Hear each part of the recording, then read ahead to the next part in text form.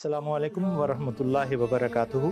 সুধী দর্শক মণ্ডলী, ঈদ উল ফিতরের এই শুভক্ষণে আজকের এই খুশির দিনে আপনাদের সবাইকে জানাচ্ছি ঈদের আন্তরিক শুভেচ্ছা। ঈদ মুবারক। এক মাস সিয়াম সাধনার পর আমরা সবাই আজকে আনন্দের ঈদ উদযাপন করার জন্য সমবেত হয়েছি।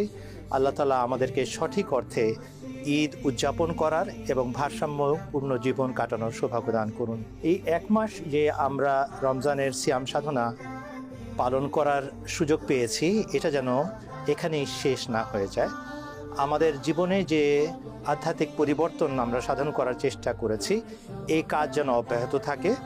আমাদের দৈনিক 5 বেলার নামাজ যেন সুপ্রতিষ্ঠিত হয় এবং আন্তরিকভাবে যেন আমরা নিয়মিত বা জামাত নামাজ পড়তে অভ্যস্ত থাকি। এ বিষয়ে আমাদের চেষ্টা যেন অব্যাহত থাকে, এটা আপনাদের কাছে আমার বিনীত অনুরোধ।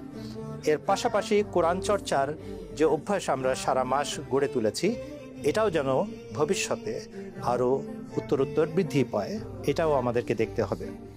আমি আবারও এটার ব্যাপারে বলতে চাই যে কোরআন শরীফ কেবল নাজেরা যেন আমরা না পড়ি, কোরআন শরীফ নাজেরা পড়ার পাশাপাশি অনুবাদ সহকারে যেন আমরা কোরআন শরীফ পড়ি এবং অধ্যয়ন করি। আর যাদেরকে আল্লাহ তাআলা সুযোগ সুবিধা এবং যোগ্যতা দিয়েছেন, তারা যেন তাফসীরও পড়া আরম্ভ করি এবং এটাকে উপভোগ করি।